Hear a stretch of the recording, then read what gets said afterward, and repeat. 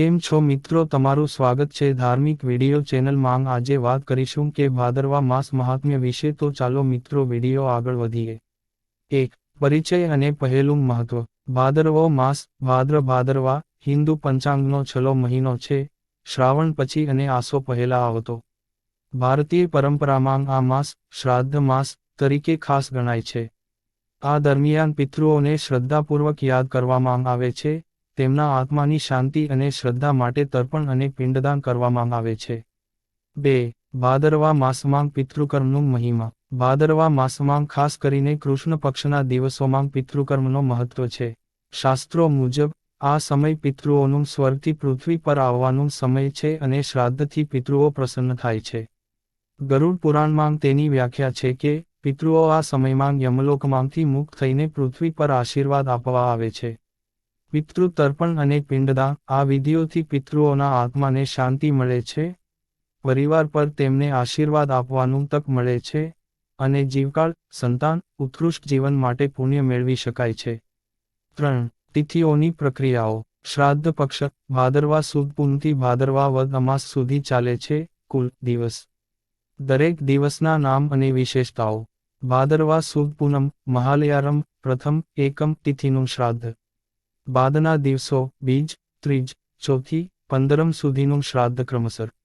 સર્વપિતૃ અમાસ, ઇતિહાસમાં અમાસ 14 પૂનમનું શ્રાદ્ધ, જ્યાં પણ પાઈતૃતયતી એવું હોય ત્યારે આમ કરવાનું અનુગ્રહિત છે। 4. ખાસ પ્રસંગો અને તિથિઓ। ભાદરવો માસમાં પિતૃવર્ગ સાથે ઘણા તહેવારો પણ પ્રચલિત છે। કેવડા ત્રીજ, ગણેશ ચતુર્થી, સામા પાંચમ, ધરો અષ્ટમ, રાધાષ્ટમી, પ્રવર્તિની એકાદશી, સાંજી લીલા વગેરે। આ સાંસ્કૃતિક તહેવારો શાસ્ત્ર અને લોકપરંપરા સાથે સંકલિત હોય છે, જેમાં શ્રાદ્ધનો સૌપ્રથમ સ્થાને છે। 5. શાસ્ત્રોક્ત નિયમો અને વિધિઓ। શાસ્ત્રોમાં અનુસાર શ્રાદ્ધ સમય ઘણો પવિત્ર માનવામાં આવે છે। નવું કામ, ખાસ કરીને લગ્ન, શરૂ કરવા યોગ્ય નથી।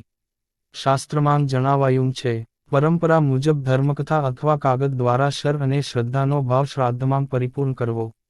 વૃંદો, ગાય, કૂતરાં, કાગડા માટે પણ અરજી કરવી કે સ્વધા કહીને પાણી અર્પણ। તમ ભોજન સિદ્ધિ માટે બ્રાહ્મણોનું વિશેષ મહત્વ। લગ્ન, નવા કપડાં કે ખુશીની કાર્યવાહી ટાળી।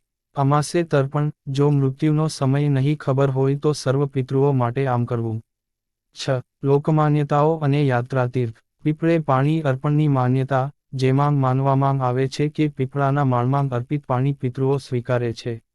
આનું જીવાદાન સંતોષકપૂરક છે। પ્રાચી તીર્થ, ગીર સોમનાથ, મુલાકાતીઓ સ્નાન કરીને મોક્ષ પીપળાને પાણી અર્પણ કરે છે, ત્યારબાદ 108 પ્રદક્ષિણા ફરતી ત્રિપુલ પિતા માટે શ્રાદ્ધ વિધિ પૂર્ણ કરે છે, કાશી જેવી પુણ્યદાયક વિધિ।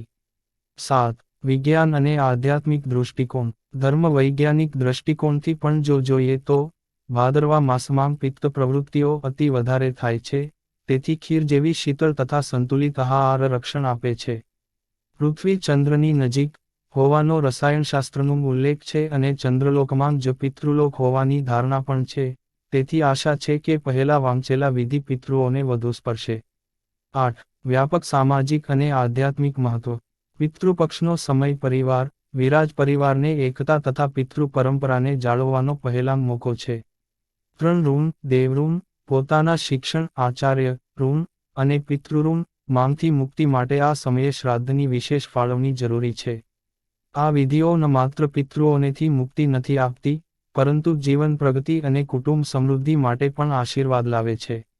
9. વિધિચક્ર ઉપસંહાર। ભાદરવા માસની પિતૃ શ્રાદ્ધ વિધિમાં 1. તિથિ નિર્ધારિત કરો, વૃમાં નહીં, એટલે સર્વ પિતૃ અમાસ। 2. સ્વચ્છ સ્થાન અને સાધનો, કુશ, અર્પણવતી। 3. પિતૃકર્મ વિધિ, તર્પણ, પિંડદાન, ઓમ સ્વધા મંત્ર। 4. દાન વિતરણ, ખાસ કરીને ગાય, ગોપાળ, વૃદ્ધોને। 5. પિંડમાં વાર્તા, વિચાર, પરિવારમાં આગે પિતૃઓના બાળપણ, કથાઓ, સ્મરણ। સંક્ષિપ્ત સાર સુધારો। ભાદરવા માસ પિતૃ શ્રાદ્ધ એ હિન્દુ સંસ્કૃતિમાં અત્યંત વિધાનાત્મક સમય છે।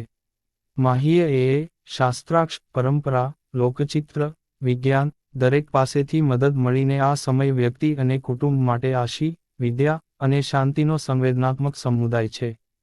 તો મિત્રો વિડીયો માંગ આટલું, તો મળીએ નવા વિડીયો માંગ.